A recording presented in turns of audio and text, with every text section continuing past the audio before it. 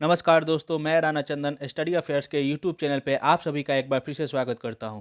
दोस्तों, बिहार स्पेशल की जो सीरीज इस चैनल पे अभी चल रही है उसके तहत अभी हम लोग प्राचीन बिहार के महत्वपूर्ण टॉपिक को कवर कर रहे हैं और आज इसी के तहत गुप्तकालीन बिहार से 40 इंपॉर्टेंट एमसीक्यू को सॉल्व करेंगे और फिर व्याख्या के माध्यम से इस पूरे टॉपिक को अच्छी तरह समझने का भी प्रयास करेंगे। दोस्तों, इससे पहले इस चैनल पे प्राचीन बिहार से रिलेटेड ऑलरेडी 20 वीडियो अपलोड किए जा चुके हैं। टॉपिक वाइज वो वीडियो है। अगर आप इस चैनल पे नए हैं तो उन वीडियो को आप लोग पहले देख लीजिए, उसके बाद ही यह वीडियो देखिएगा, तभी आपको पूरी कहानी अच्छे से समझ में आएगी। दोस्तों, आगे अब हम लोग बढ़ते हैं और आज के एमसीक्यू की सीरीज की शुरुआत करते हैं और पहला प्रश्न लेते हैं। और पहला प्रश्न है, गुप्त थे। ऑप्शन है आपके सामने ब्राह्मण, क्षत्रिय, वैश्य, शूद्र। ई ऑप्शन है उपरोक्त में से कोई नहीं, उपरोक्त में से एक से अधिक। तो इसका सही उत्तर हो जाएगा दोस्तों ऑप्शन सी, वैश्य। जैसे दोस्तों आपको पता है कि उस समय वर्णाश्रम था और 4 प्रकार के वर्ण थे। कौन कौन? ब्राह्मण, क्षत्रिय, वैश्य और शूद्र। और यही उनकी सीरीज भी थी। सबसे ऊपर ब्राह्मण अपने आप को रखते थे, उसके बाद क्षत्रिय आते थे, उसके बाद वैश्य और उसके बाद शूद्र। तो यह गुप्त कौन थे? वैश्य थे। व्याख्या में अब लोग देखते हैं दोस्तों हमारी जो वीडियो होती है ना, उसका व्याख्या काफ़ी इंपॉर्टेंट होता है। आप व्याख्या को अगर इत्मीनान से सुनते हैं 2 से 3 बार, तो आपको उस टॉपिक से रिलेटेड, उस पॉइंट से रिलेटेड सारे फैक्ट्स अच्छी तरह से समझ आ जाएगी और याद भी हो जाएगा। अगर आप 2 से 3 बार नहीं सुनते हैं तो पहली बार में उसे एक बार नोट कर लीजिए अपने डायरी में या अपने नोटबुक में। फिर वो आपको हमेशा के लिए एक नोट्स की तरह काम आएगा और कभी भी आप उसको परीक्षा से पहले एक बार पलट के देख लीजिएगा, पूरी कहानी समझ में आ जाएगी। ठीक है, तो अब लोग व्याख्या करते हैं। मौर्य साम्राज्य के विघटन के बाद 2 बड़ी राजनीतिक शक्तियां उभरी। कौन कौन सी? सातवाहन और कुषाण। सातवाहनों ने दक्षिण और दक्कन में अस्थायित्व लाने का काम किया, तो यही काम कुषाणों ने उत्तर में किया। हम लोग मैप के माध्यम से भी देखेंगे कि कुषाण किस एरिया को से बिलोंग करते थे और किस एरिया पर उन्होंने अपना सत्ता स्थापित किया, और फिर सातवाहन किस एरिया में अपना सत्ता साम्राज्य स्थापित किए थे। हम लोग मैप के माध्यम से इसे देखेंगे भी। इन दोनों साम्राज्यों के का ईसा की 3री सदी के मध्य में अंत हो गया। ईसवी जो सन है, अशोक और मौर्य काल, ये ईसा पूर्व की बात है। अब ईसवी सन के 3री सदी में आते आते इन दोनों साम्राज्य का अंत हो गया और इन दोनों साम्राज्यों के खंडहर पर एक नए साम्राज्य का उदय हुआ और उस साम्राज्य का नाम था गुप्त साम्राज्य, जिसने कुषाण और सातवाहन दोनों के राज्य क्षेत्रों से भी बड़े भूभाग पर अपने साम्राज्य का विस्तार किया। गुप्त साम्राज्य जो था वह कुषाणों का भी क्षेत्र था और सातवाहनों का क्षेत्र था। इन दोनों क्षेत्रों को मिलाने के बाद भी उससे बड़े भूभाग पर उन्होंने अपना साम्राज्य का विस्तार किया। गुप्त मूलतः वैश्य थे। मूलतः कौन थे?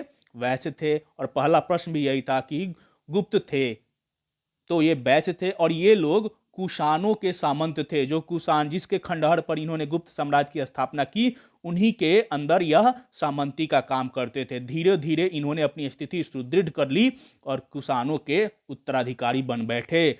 कुषाण जो राजा थे वो धीरे धीरे शक्ति विहीन होते चले गए और ये जो गुप्त थे यह धीरे धीरे शक्तिशाली होते चले गए। और एक समय ऐसा आया कि कुषाण वंश का अंत हो गया और उसी के खंडहर पर गुप्त साम्राज्य का उदय होता है, गुप्त वंश की स्थापना होती है। हम लोग देखते हैं मैप के माध्यम से।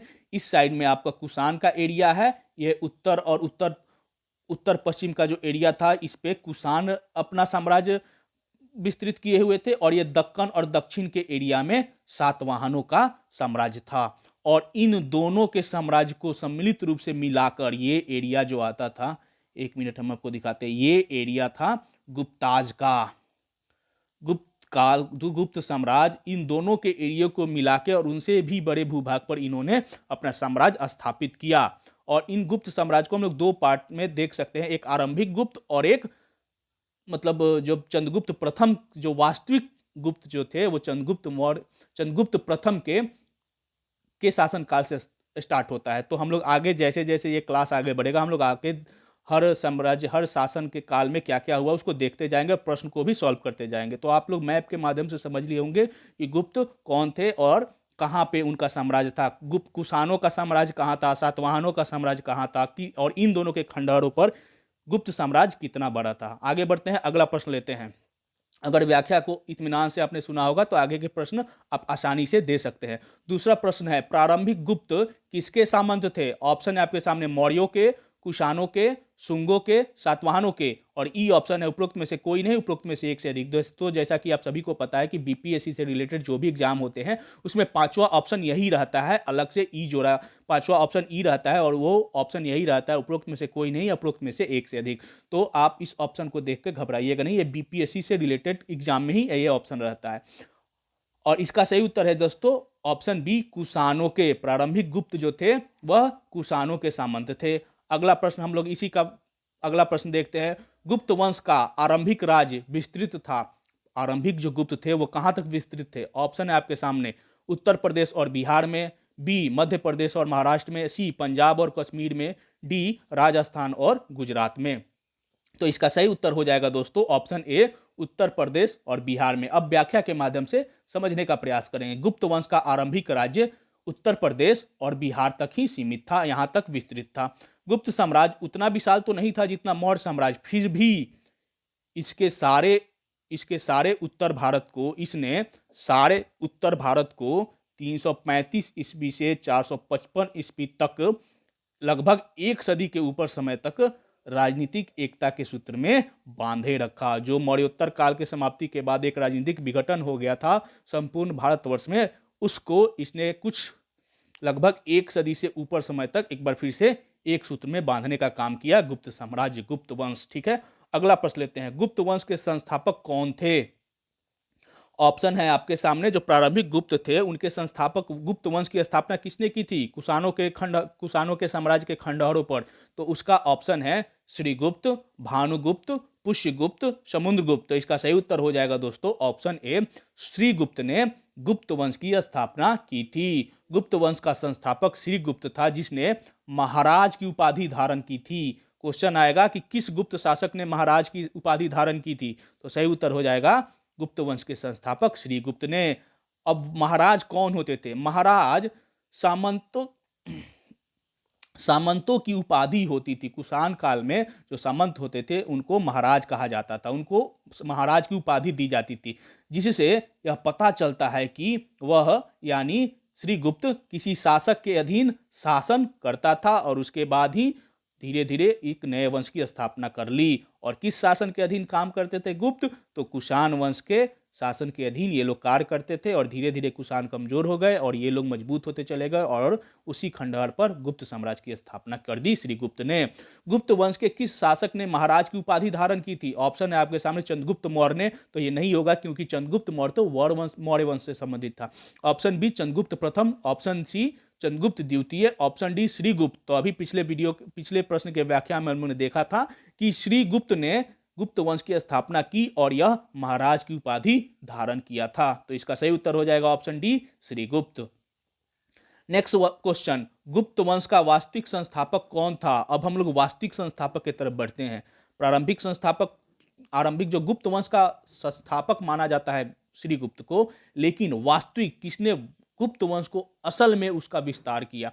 तो इसका ऑप्शन हो जाएगा दोस्तों श्रीगुप्त, समुद्रगुप्त, चंद्रगुप्त प्रथम, चंद्रगुप्त विक्रमादित्य द्वितीय। तो इसका सही उत्तर है दोस्तों ऑप्शन सी, चंद्रगुप्त प्रथम को गुप्त वंश का वास्तविक संस्थापक माना जाता है, क्योंकि इसी ने जो आरंभिक गुप्त था ना उसको अपने साम्राज्य का विस्तार किया और एक भारतवर्ष में जो गुप्त साम्राज्य पूरी तरह विस्तृत हो गया उसकी परिकल्पना उस परिकल्पना की शुरुआत इसी ने की थी, चंद्रगुप्त प्रथम ने। अब हम लोग चंद्रगुप्त प्रथम के बारे में थोड़ा सा जान लेते हैं व्याख्या के माध्यम से। आप लोग इस व्याख्या को इत्मीनान से सुनिएगा, कई सारे फैक्ट्स आपके क्लियर हो जाएंगे, बहुत सारे प्रश्नों के उत्तर भी आपको यहीं से मिल जाएगा। गुप्त वंश का पहला प्रसिद्ध राजा चंद्रगुप्त प्रथम था। इसे गुप्त वंश का वास्तविक संस्थापक भी माना जाता है। इसका राज्याभिषेक पाटलिपुत्रा में 319 ईस्वी में हुआ। इसी वर्ष इसने गुप्त संवत की शुरुआत की। किसने? तो चंद्रगुप्त प्रथम ने। जिस वर्ष इसका राज्याभिषेक हुआ पाटलिपुत्रा में, उसी वर्ष यानी 319 ईस्वी में इसने गुप्त वंश की शुरुआत की। चंद्रगुप्त प्रथम ने लिच्छवी राजकुमारी कुमार देवी से विवाह किया। कुमार देवी कौन थी? लिच्छवियों की राजकुमारी थी और उसी से इन्होंने विवाह किया, जो संभवतः नेपाल की थी। लिच्छवियों के क्षेत्र में नेपाल का भी क्षेत्र आता था। इस विवाह की सहायता से इसने अपनी शक्ति का विस्तार किया। गुप्त लोग संभवतः वैश्य थे। गुप्त कौन थे? वैश्य थे। इसलिए क्षत्रिय कुल में विवाह करने से उनकी प्रतिष्ठा बढ़ी और लिच्छवी क्षत्रिय थे और वैश्य जो समाज में इनको तीसरा स्थान प्राप्त था। जैसे ही इन्होंने क्षत्रियों से शादी किया, इनकी भी प्रतिष्ठा थोड़ी सी बढ़ गई और विवाह के बाद इसने यानी चंद्रगुप्त प्रथम ने महाराजाधिराज की उपाधि धारण की। तो प्रथम गुप्त वंश का प्रथम प्रसिद्ध राजा चंद्रगुप्त प्रथम था और इसे ही वास्तविक संस्थापक माना जाता है। इसलिए 319 ईस्वी में पाटलिपुत्र में अपना राज्याभिषेक करवाया और इसी वर्ष इन्होंने गुप्त संवत की शुरुआत की और इसने लिच्छवी राजकुमारी कुमार देवी से विवाह करने के पश्चात महाराजाधिराज की उपाधि धारण की। और चूंकि जो चंद्रगुप्त वंश थे ये वैश्य थे, कुषाणों के सामंत थे, क्षत्रियों से शादी विवाह संबंध बढ़ने के बाद इनकी प्रतिष्ठा और बढ़ गई और धीरे धीरे इन्होंने संपूर्ण भारतवर्ष पर अपना विस्तार करना प्रारंभ कर दिया। ठीक है, अब इस फैक्ट्स को आपको याद होगा तो बहुत सारे प्रश्न के उत्तर आप आसानी से दे सकते हैं। अगला प्रश्न, चंद्रगुप्त प्रथम का राज्याभिषेक हुआ था। ऑप्शन ए है इलाहाबाद में, बी बनारस में, सी कन्नौज में, डी पाटलिपुत्र में। तो इसका सही उत्तर हो जाएगा दोस्तों ऑप्शन डी पाटलिपुत्र में। नेक्स्ट क्वेश्चन, चंद्रगुप्त प्रथम ने अपना राज्याभिषेक पाटलिपुत्र में कब करवाया? 230 ईस्वी में, 319 ईस्वी में, 319 ईसा पूर्व में और डी ऑप्शन है 300 ईस्वी में। तो हम लोगों ने पिछले प्रश्न के व्याख्या में देखा था और इसका सही उत्तर है दोस्तों ऑप्शन बी 319 ईस्वी में पाटलिपुत्र में इन्होंने अपना राज्याभिषेक करवाया। नेक्स्ट क्वेश्चन, गुप्त वंश के किस शासक ने वैशाली के लिच्छवी राजकुमारी कुमार देवी से विवाह किया था? ऑप्शन है आपके सामने चंद्रगुप्त विक्रमादित्य, बी समुद्रगुप्त, सी चंद्रगुप्त प्रथम, डी भानुगुप्त। तो इसका सही उत्तर हो जाएगा दोस्तों ऑप्शन सी चंद्रगुप्त प्रथम ने लिच्छवी राजकुमारी कुमार देवी से विवाह किया था। नेक्स्ट क्वेश्चन, गुप्त वंश के किस शासक ने गुप्त संवत की शुरुआत की थी? तो इसका सही उत्तर हो जाएगा दोस्तों ऑप्शन सी चंद्रगुप्त प्रथम ने। जिस वर्ष इन्होंने पाटलिपुत्र में अपना राज्याभिषेक करवाया उसी वर्ष इन्होंने गुप्त संवत की शुरुआत की 319 ईस्वी में। नेक्स्ट क्वेश्चन, आज का 11वां प्रश्न, गुप्त वंश ने किस अवधि तक शासन किया? ऑप्शन है ए 219 से 500 ईस्वी तक, 319 से 324 ईस्वी तक, 275 से 550 ईस्वी तक, 566 से 597 ईस्वी तक। तो इसका सही उत्तर हो जाएगा दोस्तों ऑप्शन सी 275 से 550 ईस्वी तक गुप्तों ने शासन किया। चूंकि श्री गुप्त ने गुप्त वंश की स्थापना 275 ईस्वी में की थी और जो आरंभिक जो गुप्त साम्राज्य था वह 550 ईस्वी तक शासन करता रहा। उसके बाद परवर्ती गुप्त शासकों ने भी कुछ वर्षों तक शासन किया और ये कुल अवधि 275 से 550 मानी जाती है। नेक्स्ट क्वेश्चन, चंद्रगुप्त प्रथम ने किस वर्ष गुप्त संवत की शुरुआत की थी? तो जिस वर्ष उसने अपना राज्याभिषेक करवाया उसी वर्ष इसने गुप्त संवत की शुरुआत की थी और वह वर्ष है 319। नेक्स्ट क्वेश्चन, बिहार में गुप्त शक्ति के संगठन का श्रेय किसे दिया जाता है? ऑप्शन है चंद्रगुप्त प्रथम को, चंद्रगुप्त द्वितीय को, समुद्रगुप्त को, कुमारगुप्त को। तो इसका सही उत्तर हो जाएगा दोस्तों चंद्रगुप्त द्वितीय को। नेक्स्ट क्वेश्चन, गुप्त साम्राज्य की राजधानी थी, कहां थी गुप्त साम्राज्य की राजधानी? तो जहां पे चंद्रगुप्त प्रथम ने अपना राज्याभिषेक करवाया वही थी गुप्तों की राजधानी और वह उत्तर है ऑप्शन है आपके सामने पाटलिपुत्र, कन्नौज, इलाहाबाद, दिल्ली। तो सही उत्तर हो जाएगा ऑप्शन ए पाटलिपुत्र में। पाटलिपुत्र में चंद्रगुप्त प्रथम ने 319 ईस्वी में अपना राज्याभिषेक करवाया और उसी वर्ष इन्होंने गुप्त संवत की भी शुरुआत की और चंद्रगुप्त प्रथम को ही गुप्त वंश का वास्तविक संस्थापक माना जाता था। और चंद्रगुप्त प्रथम ने लिच्छवी राजकुमारी जब कुमार देवी से शादी की तो इन्होंने महाराजाधिराज की उपाधि धारण की और लिच्छवी राजकुमारी संभवतः नेपाल से, वर्तमान नेपाल थी क्योंकि लिच्छवियों के अंदर 8 गणतंत्र राज्यों का एक संघ था, उसमें लिच्छवी भी थे। ठीक है, आगे बढ़ते हैं, अगला प्रश्न लेते हैं। गुप्त वंश के किस शासक ने राजा रानी प्रकार के सिक्के चलवाए थे? ऑप्शन ए आपके सामने श्री गुप्त ने, बी चंद्रगुप्त प्रथम ने, सी समुद्रगुप्त ने, डी चंद्रगुप्त विक्रमादित्य द्वितीय ने। तो इसका सही उत्तर हो जाएगा दोस्तों ऑप्शन बी चंद्रगुप्त प्रथम ने। एक बार हम लोग देख लेते हैं चंद्रगुप्त प्रथम द्वारा चलाए गए सिक्के। चंद्रगुप्त प्रथम ने चंद्रगुप्त कुमार देवी प्रकार के सिक्के, लिच्छवी प्रकार के सिक्के, विवाह प्रकार के सिक्के और राजा रानी प्रकार के सिक्के, इन 4 प्रकार के सिक्के चलाए। जिसपे चंद्रगुप्त और कुमार देवी के चित्र हुआ करते थे वे हो गए चंद्रगुप्त कुमार देवी प्रकार। लिच्छवी प्रकार के लिच्छवियों का नाम लिखा रहता था वह लिच्छवी प्रकार। विवाह से संबंधित जो चित्र होते थे उन्हें विवाह प्रकार, और राजा रानी के जिस पे चित्र होते थे उन्हें राजा रानी प्रकार के सिक्के कहे जाते थे। और इन 4 प्रकार के सिक्के चलान किसने चलाया था? चंद्रगुप्त प्रथम ने। गुप्त वंश में सर्वप्रथम चंद्रगुप्त प्रथम को ही सोने एवं चांदी के सिक्के चलवाने का श्रेय दिया जाता है। सबसे प्रथम गुप्त वंश के किस सम्राट ने सोने और चांदी के सिक्के चलवाए? तो वह थे चंद्रगुप्त प्रथम। चंद्रगुप्त प्रथम द्वारा चलाए गए स्वर्ण सिक्कों पर एक तरफ चंद्रगुप्त प्रथम और कुमार देवी के चित्र बने होते थे, तो दूसरी तरफ लक्ष्मी देवी के चित्र बने होते थे। एक तरफ इन दोनों के चित्र और दूसरी तरफ देवी लक्ष्मी के चित्र बने होते थे। ठीक है, और ये स्वर्ण सिक्कों पे ये ऐसा होता था। चंद्रगुप्त प्रथम ने कौशाम्बी एवं कौशल के राजाओं को हराया और इनका साम्राज्य पूरब में मगध से लेकर पश्चिम में प्रयाग तक विस्तृत था। ठीक है, अब इस फैक्ट्स को आप अच्छे से अगर सुन लिए होंगे तो आगे के कई प्रश्न आसानी से आप उत्तर दे सकते हैं। 16वां प्रश्न है, चंद्रगुप्त प्रथम ने निम्न में से किस प्रकार के सिक्के चलवाए थे? ऑप्शन ए है चंद्रगुप्त कुमार देवी प्रकार, लिच्छवी प्रकार, विवाह प्रकार, राजा रानी प्रकार, और ई ऑप्शन है उपरोक्त में से कोई नहीं, उपरोक्त में से एक से अधिक। तो इसका सही उत्तर हो जाएगा, पिछले प्रश्न के व्याख्या में हम लोग देखा था कि चंद्रगुप्त प्रथम ने चंद्रगुप्त कुमार देवी प्रकार, लिच्छवी प्रकार, विवाह प्रकार और राजा रानी प्रकार, इन सभी प्रकार के सिक्के चलवाए थे। इसलिए इसका सही उत्तर होगा ऑप्शन ई, और ऑप्शन ई में भी उपरोक्त में से एक से अधिक, और एक से अधिक माने सभी सही है। एक से अधिक मतलब 2 नहीं, 3 नहीं, चारों सही है।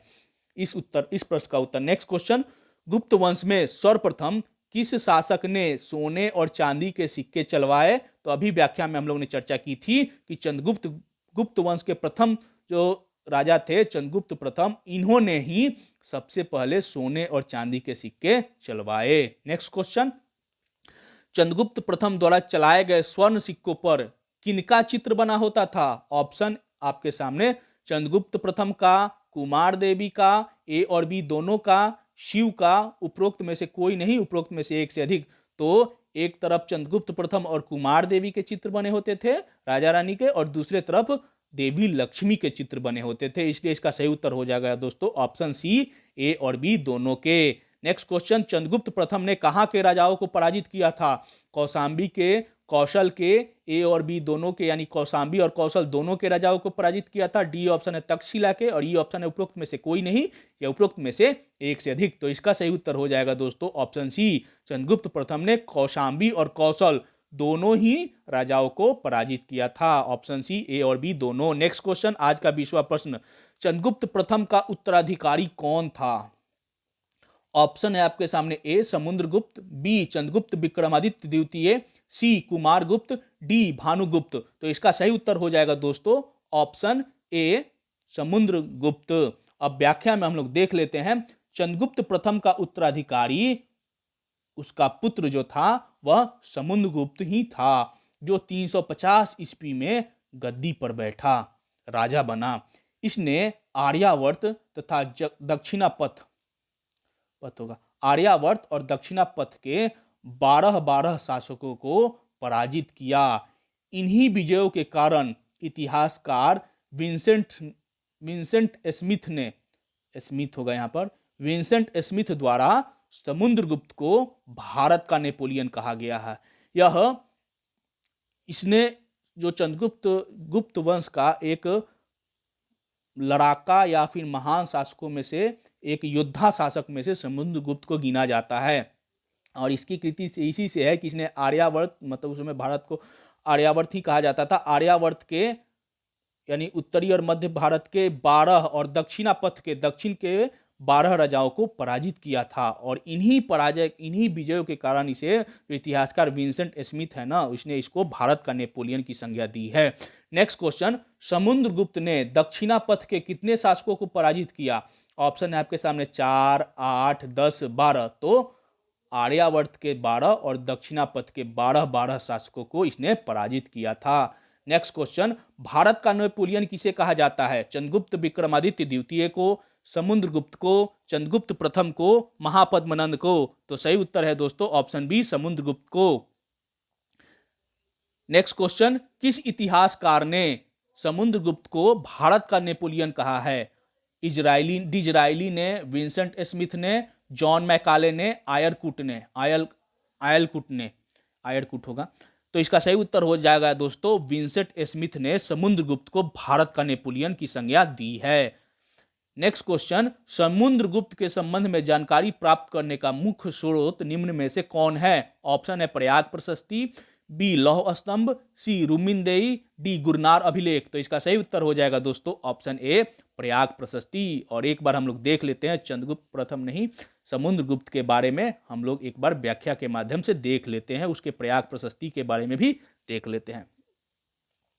समुद्रगुप्त के बारे में जानकारी का मुख्य स्रोत उसके दरबारी कवि हरिसेन द्वारा रचित प्रयाग प्रशस्ति है। तो समुद्रगुप्त का दरबारी कवि कौन था? हरिसेन। और प्रयाग प्रशस्ति लेख की रचना किसने की थी? हरिसेन ने ही की है। और प्रयाग प्रशस्ति से ही समुद्रगुप्त के बारे में महत्वपूर्ण जानकारी हमें प्राप्त होती है। अब जो प्रयाग प्रशस्ति क्या है, तो अगर आप लोगों ने हमारे प्रीवियस वीडियो देखे होंगे मौर्य वंश से संबंधित जो अभिलेखों के बारे में हमारी जो सीरीज थी जिसके 2 वीडियो हैं, उसको अगर आपने देखा होगा तो आपने पढ़ा होगा उसमें कि ये जो प्रयाग प्रशस्ति है ना, प्रयाग प्रशस्ति जो अशोक द्वारा कौशाम्बी में निर्मित स्तंभ लेख पर ही उत्कीर्ण है। प्रयाग प्रशस्ति कहाँ उत्कीर्ण है? तो कौशाम्बी में, जिसे अशोक ने स्तंभ लेख उत्कीर्ण करवाया था, उसी पर प्रयाग प्रशस्ति का लेख है हरिसेन द्वारा। अशोक द्वारा निर्मित प्रयाग स्तंभ लेख सर्वप्रथम कहाँ था? कौशाम्बी में ही था। और अकबर के शासनकाल में इसे इलाहाबाद स्थापित करवाया गया था। आप लोग फ्लैशबैक में जाइएगा तो याद हो जाएगा आपको। स्तंभ लेख की चर्चा हम लोग कर रहे हैं। इस स्तंभ लेख पर अशोक और समुद्रगुप्त के अलावा जहांगीर, बीरबल का भी उल्लेख मिलता है। ठीक है, इलाहाबाद या प्रयाग स्तंभ लेख पर ही प्रयाग प्रशस्ति लेख लिखा है किसने? हरिसेन ने। और इस प्रशस्ति लेख में समुद्रगुप्त के बारे में उसने चर्चा की है। प्रयाग प्रशस्ति की खोज 1934 ईस्वी में कैप्टन ए ट्रायर ने की थी। नेक्स्ट क्वेश्चन, अगर इस व्याख्या को आपने इत्मीनान से सुना होगा तो बहुत सारे प्रश्न आप आसानी से दे सकते हैं। हरिसेन किसका दरबारी राजकवि था? समुद्रगुप्त का, चंद्रगुप्त प्रथम का, चंद्रगुप्त मौर्य का, चंद्रगुप्त विक्रमादित्य द्वितीय का? तो हरिसेन समुद्रगुप्त का दरबारी राजकवि था और इसी ने प्रयाग प्रशस्ति की रचना की थी, जिससे समुद्रगुप्त के बारे में हमें महत्वपूर्ण जानकारी मिलती है। और प्रयाग प्रशस्ति कहाँ लिखी है? तो अशोक के कौशाम्बी स्तंभ लेख में भी प्रयाग प्रशस्ति लेख लिखा है हरिसेन ने।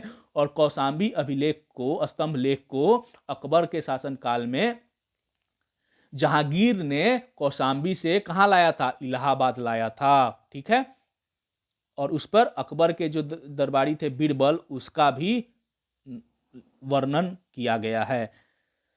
तो हरिसेन किसका दरबारी कवि था? राजकवि समुद्रगुप्त का। नेक्स्ट क्वेश्चन, प्रयाग प्रशस्ति की खोज सर्वप्रथम किसने की थी? विलियम हॉकिंस ने, जॉन हॉपकिंस ने, जेम्स प्रिसेप ने, कैप्टन ए ट्रायल ने? तो पिछले प्रश्न के व्याख्या में हम लोगों ने देखा था कि कैप्टन ए ट्रायल ने प्रयाग प्रशस्ति की खोज 1934 ईस्वी में की थी। नेक्स्ट क्वेश्चन, प्रयाग प्रशस्ति किसके सैन्य अभियान के बारे में जानकारी देती है? चंद्रगुप्त प्रथम के, समुद्रगुप्त के, चंद्रगुप्त द्वितीय के, कुमारगुप्त के? तो प्रयाग प्रशस्ति समुद्रगुप्त के सैन्य अभियानों के बारे में हमें जानकारी देती है। और यहां पे हम लोग देखते हैं हरिसेन के प्रयाग प्रशस्ति लेख के 7वें श्लोक में समुद्रगुप्त के विजय अभियानों का उल्लेख मिलता है, तथा चौथा श्लोक में चंद्रगुप्त प्रथम द्वारा समुद्रगुप्त को उत्तराधिकारी चुने जाने का भी उल्लेख है। चौथा जो श्लोक है हरिसेन का, जो प्रयाग प्रशस्ति लेख में है, उसमें या चौथे श्लोक में चंद्रगुप्त प्रथम ने अपना उत्तराधिकारी समुद्रगुप्त को चुना है, इसका भी वर्णन किया गया है।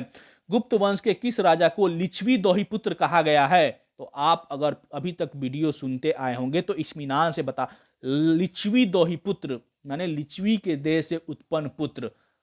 तो लिच्छवी की राजकुमारी कुमार देवी का विवाह किनसे हुआ था? चंद्रगुप्त प्रथम से। और चंद्रगुप्त प्रथम और कुमार देवी का ही पुत्र थे समुद्रगुप्त, इसलिए गुप्त वंश के समुद्रगुप्त को लिच्छवी दोहिपुत्र कहा जाता है। इसका उत्तर हो जाएगा ए, समुद्रगुप्त। नेक्स्ट क्वेश्चन, अब हम लोग व्याख्या में देख लेते हैं समुद्रगुप्त के बारे में। समुद्रगुप्त का जन्म लिच्छवी राजकुमारी कुमार देवी के गर्भ से हुआ था, जिसके कारण उसे लिच्छवी दोहिपुत्र भी कहा जाता है। समुद्रगुप्त को वीणा वादन का बहुत शौक था। उसके कुछ सिक्कों पर उसे वीणा बजाते हुए भी दर्शाया गया है।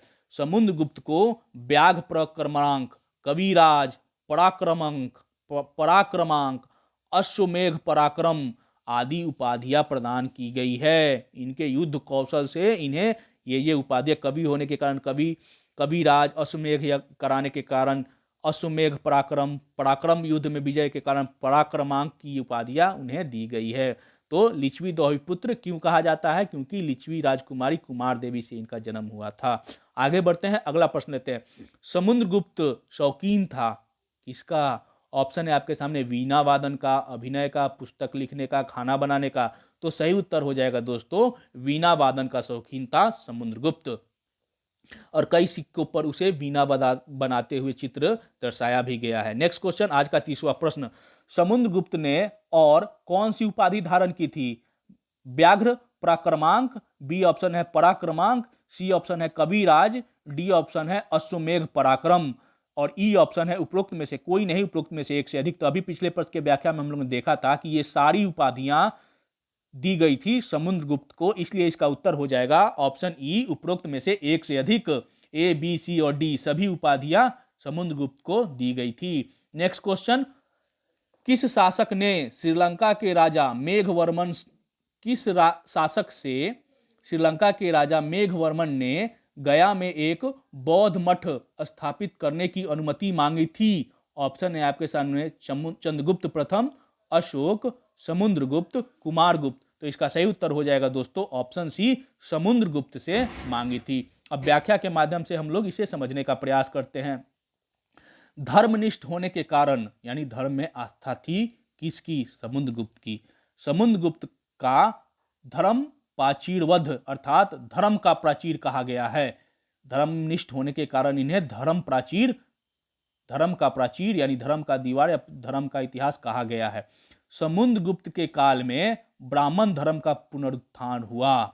आपने देखा था मौर्य काल में बौद्ध धर्म का उत्थान हुआ था, उसी तरह समुद्रगुप्त के काल में ब्राह्मण धर्म का पुनरुत्थान हुआ। समुद्रगुप्त ने प्रसिद्ध बौद्ध विद्वान वसुबंधु को भी संरक्षण दिया था। ऐसा नहीं था कि केवल ब्राह्मण धर्म का ही पुनरुत्थान हुआ, इन्होंने अपने संरक्षण में बौद्ध धर्म के वसुबंधु का भी संरक्षित किया था। श्रीलंका के राजा मेघवर्मन ने गया में बुद्ध का मंदिर बनवाने की अनुमति प्राप्त करने के लिए समुद्रगुप्त के पास दूत भेजा था, जिसकी अनुमति समुद्रगुप्त ने दे दी और कालांतर में विशाल बौद्ध विहार के रूप में विकसित किया गया। गया में जहां पे इन्होंने मंदिर बनवाने की अनुमति मांगी थी, वहां पर उन लोगों ने विशाल बौद्ध विहार का निर्माण करवाया, श्रीलंका के राजा मेघवर्मन ने। ठीक है, आगे बढ़ते हैं, अगला प्रश्न लेते हैं। समुद्रगुप्त ने किस प्रसिद्ध बौद्ध विद्वान को संरक्षण दिया था? आर्यभट्ट को, अश्वघोष को, वसुबंधु को, नागार्जुन को?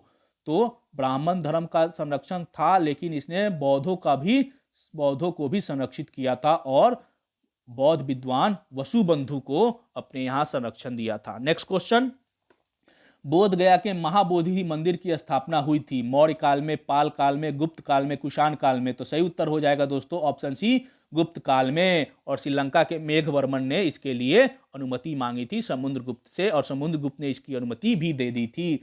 नेक्स्ट क्वेश्चन, गुप्त काल की एक सुंदर कार्तिकेय की मूर्ति किस जिले से प्राप्त हुई है? ऑप्शन है आपके सामने, पटना से, सारण से, भागलपुर से, शाहाबाद से। तो इसका सही उत्तर हो जाएगा दोस्तों ऑप्शन डी, शाहाबाद से सुंदर कार्तिकेय की मूर्ति प्राप्त हुई है। शाहाबाद वर्तमान आरा जिला जो भोजपुर जिला है उसी को उस समय शाहाबाद जिला में आता था। एक बार हम लोग देख लेते हैं गुप्तकालीन वास्तुकला और मूर्तिकला के साक्ष्य कहाँ कहाँ से मिले हैं। बुद्ध देव मंदिर यह मिले है सांची बोधगया से। पीतल की मूर्ति मिली है सुल्तानगंज से। सूर्य मंदिर कहाँ है? मंदसौर में। यह बुद्धकालीन वास्तुकला की उदाहरण है। जरासंघ की बैठक यह है राजगृह में। लक्ष्मण मंदिर यह है कानपुर के भीतर गांव में। महाकाल मंदिर तो उज्जैन में है। धामेख बौद्ध स्तूप सारनाथ में है और कार्तिकेय की मूर्ति शाहाबाद जिले में। नेक्स्ट क्वेश्चन, बिहार में 7.5 फीट ऊंची बुद्ध देव की एक पीतल की मूर्ति प्राप्त हुई थी। अभी हम लोगों ने व्याख्या में देखा था। यह कहाँ है? तो पीतल की बुद्ध मूर्ति सुल्तानगंज में, इसलिए इसका सही उत्तर हो जाएगा ऑप्शन बी सुल्तानगंज से। नेक्स्ट क्वेश्चन, राजगृह में स्थित जरासंध की बैठक का निर्माण किस काल में माना जाता है?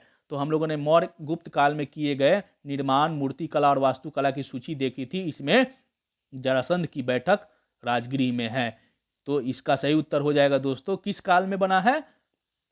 ऑप्शन हो जाएगा इसका बी, यानी गुप्त काल में इसका निर्माण हुआ था। राजगृह में स्थित जरासंध की बैठक का निर्माण गुप्त काल में हुआ था। नेक्स्ट क्वेश्चन, निम्नलिखित में से कौन सी रचना कालिदास की नहीं है? आपको चुनना है निम्न में से कौन सी रचना कालिदास की नहीं है। ऑप्शन है आपके सामने, ए ऋतु संहारम, बी मेघदूतम, सी है कुमार संभवम, डी है रघुवंशम और ई ऑप्शन है उपरोक्त में से कोई नहीं, उपरोक्त में से एक से अधिक। तो कौन सी नहीं है चुनना है? तो ये हो जाएगा उपरोक्त में से कोई नहीं, यानी सारे ही जो रचना है वह कालिदास की रचना है। ऋतु संहारन, मेघदूतम, कुमार संभवम, रघुवंशम, इसकी सबकी रचना कालिदास द्वारा ही की गई है। एक बार हम लोग कालिदास की प्रमुख रचनाओं की लिस्ट देख लेते हैं और याद भी कर लेते हैं। ऋतु संहार कालिदास, मेघदूत कालिदास, कुमार संभव और संस्कृत में इसे बोलते हैं ऋतु संहारम, मेघदूतम, कुमार संभवम, रघुवंशम, मालविका अग्निमित्रम, अभिज्ञान शाकुंतलम, विक्रमोर्वशीयम, ये सब की रचना किसने की थी? कालिदास ने की थी। और हम लोगों ने मालविका अग्निमित्र की चर्चा भी कल पिछले वीडियो में हम लोगों ने देखा था, जब मौर्योत्तर काल हम लोग पढ़ रहे थे, तो उसमें अग्निमित्र और मालविका के प्रेम संबंधों से संबंधित रचना है कालिदास की मालविका अग्निमित्रम। ठीक है, तो आप इस लिस्ट को याद कर दीजिएगा। कालिदास की ये महत्वपूर्ण कृति है और एग्जाम में यहाँ से प्रश्न पूछे भी जाते हैं। ऋतु संहारम, मेघदूतम, कुमार संभवम, रघुवंशम, मालविका अग्निमित्रम, अभिज्ञान शाकुंतलम, विक्रमोर्वशीयम, ये सब कालिदास की कृति है, रचना है। नेक्स्ट क्वेश्चन, एक बार हम लोग गुप्त काल में जो भी पुस्तकों की रचना हुई थी उसकी सूची देख लेते हैं। तो हम लोगों ने पिछले क्वेश्चन के व्याख्या में देखा था कालिदास की महत्वपूर्ण कृति, ऋतु संहारम कालिदास, मेघदूतम कालिदास, कुमार संभवम कालिदास, रघुवंशम कालिदास, मालविका अग्निमित्रम कालिदास, अभिज्ञान शाकुंतलम कालिदास, विक्रमोर्वशीयम कालिदास, ये कालिदास की हो गई। विशाख दत्त की 2 कृति है, मुद्रा राक्षस विशाख दत्त, देवी चंद्रगुप्तम विशाख दत्त, ये दोनों कृति किसकी है? मुद्रा राक्षस और देवी चंद्रगुप्तम विशाख दत्त की है। ये गुप्तकालीन रचनाएं हैं। बृहद संहिता वरामिहिर, पंच सिद्धांतिका वरामिहिर, इन दोनों बुक की रचना वरामिहिर ने की थी। कौन कौन? बृहद संहिता और पंच सिद्धांतिका वरामिहिर की रचना है। ब्रह्म सिद्धांतिका ब्रह्मगुप्त, आर्यभट्टियम और सूर्य सिद्धांतिका आर्यभट्ट। आर्यभट्ट की भी 2 कृति है, आर्यभट्टियम और सूर्य सिद्धांतिका, और इसी में इन्होंने दिया है सूर्य पृथ्वी जो है सूर्य के चारों ओर चक्कर लगाती है, सबसे पहले आर्यभट्ट ने ही कहा था। न्यायावतार सिद्धसेन की रचना है और पंचतंत्र विष्णु शर्मा की रचना है, ये प्रश्न पूछे जाते हैं। नीतिसार कामंदक की रचना है। मृगजकटिकम शूद्रक की रचना है। योगाचार असंग की रचना, ये सब गुप्तकालीन जो महत्वपूर्ण जो रचनाएं हैं ना, इस लिस्ट को आप 1 से 2 बार सुनिएगा या एक बार पेन डाउन कर लीजिएगा और याद कर लीजिएगा, बहुत जरूरी है। 5 से 10 मिनट 2-3 दिन आप इसको रिपीट करिएगा, याद हो जाएगा। अगला प्रश्न लेते हैं। कुछ महत्वपूर्ण प्रश्नों को हम आपसे याद भी करवा देंगे। गुप्त काल के दौरान लिखी गई निम्नलिखित रचनाओं में से कौन सी रचना विशाख दत्त की है? ऑप्शन है आपके सामने, मुद्रा राक्षस, देवी चंद्रगुप्तम, ए और बी दोनों, ब्रह्म सिद्धांतिका। ब्रह्म सिद्धांत। तो विशाख दत्त की दो रचनाएं हैं, मुद्रा राक्षस और देवी चंद्रगुप्तम। ए और बी दोनों, यानी सी उत्तर होगा इसका सही। नेक्स्ट क्वेश्चन, गुप्त काल के दौरान लिखे गए निम्नलिखित पुस्तकों में से किसकी रचना वराहमिहिर ने की थी? तो हम लोगों ने सूची देखी थी कि वराहमिहिर की दो रचनाएं हैं, कौन कौन? बृहद संहिता और पंच सिद्धांतिका। और ये है ए और सी ऑप्शन है, ए और बी दोनों, यानी बृहद संहिता और पंच सिद्धांतिका दोनों ही रचनाएं किसकी है? वराहमिहिर के ही है। इसलिए इसका सही उत्तर हो जाएगा ऑप्शन सी, ए और बी दोनों। नेक्स्ट और आज का अंतिम प्रश्न, निम्नलिखित में से कौन सुमेलित नहीं है? एक तरफ आपको पुस्तक का नाम दिया गया है, उसके बाद दूसरी तरफ पुस्तक के लिखने वाले का नाम दिया गया, आपको मिलाना है कि निम्नलिखित में से कौन सुमेलित नहीं है। तो हम लोगों ने सूची देखी थी कि पंचतंत्र की रचना विष्णु शर्मा ने की थी, ये सही है। नीति सार के लेखक है कामंदक, ये भी सही है। मृगजकटिकम की रचना शूद्रक ने की थी, ये भी सही है। योगाचार की रचना ब्रह्मगुप्त नाहक के असंग ने की थी, इसलिए ये गलत है। डी ऑप्शन इसका जो है सुमेलित नहीं है। योगाचार की रचना ब्रह्मगुप्त ने ना करके असंग ने की थी, ब्रह्मगुप्त ने ब्रह्म सिद्धांत की रचना की थी, इसलिए इसका सही उत्तर हो जाएगा ऑप्शन डी। ठीक है, और यहां पे हम लोग देख लेते हैं व्याख्या के माध्यम से, पंचतंत्र, विष्णु शर्मा, नीतिसार, कामंदक, मृगजकटिकम, शूद्रक और योगाचार की रचना असंग ने की थी। और ब्रह्मगुप्त ने, यहाँ पे हम लोग देखते हैं ब्रह्म सिद्धांतिका की रचना ब्रह्मगुप्त ने की है। ठीक है, तो आज जो 40 प्रश्नों की जो सूची थी, जो सीरीज थी, वो यहीं पे समाप्त होती है दोस्तों। कल जो गुप्त काल के आगे के जो प्रश्न है या टॉपिक है उसको, और फिर गुप्तोत्तर काल से संबंधित एक वीडियो और आएगी, और फिर गुप्तोत्तर बिहार पूरी तरह, गुप्तकालीन बिहार समाप्त हो जाएगा। दोस्तों, प्राचीन बिहार से रिलेटेड 2 वीडियो और बचे हैं, एक जो गुप्तकालीन से ही होगा और दूसरा पालकालीन, और गुप्तोत्तर काल और पालकालीन मिलाकर के एक और वीडियो होगी, यानी टोटल 2 वीडियो और आएगी प्राचीन बिहार से रिलेटेड। उसके बाद हम लोग प्राचीन बिहार के संपूर्ण टॉपिक को कवर कर जाएंगे। और इस चैनल पर प्राचीन बिहार का इतिहास, मध्यकालीन बिहार का इतिहास और आधुनिक बिहार का इतिहास पूरी तरह समाप्त हो जाएगा। अच्छी तरह से हम लोगों ने प्रैक्टिस की है, प्रश्न उत्तर व्याख्या के माध्यम से कंप्लीट स्टडी की है दोस्तों। उम्मीद है कि आपको हमारा यह प्रयास बेहतर लग रहा होगा। इतिहास खत्म होने के बाद हम लोग बिहार का भूगोल स्टार्ट करेंगे इस चैनल पर, तो 2 दिन और आपको लगेंगे, उसके बाद भूगोल स्टार्ट होगा और अब हम लोग काफ़ी तेज़ी से बढ़ेंगे आगे। दोस्तों, अगर मेरा ये प्रयास आपको अच्छा लग रहा है तो मेरे चैनल को, हमारे और आपके चैनल का जो नाम है स्टडी अफेयर्स, इसको आप लोग सब्सक्राइब कर लीजिएगा और दोस्तों के साथ भी शेयर करिएगा, चैनल को लाइक भी करिएगा। आज के लिए बस इतना ही दोस्तों, धन्यवाद।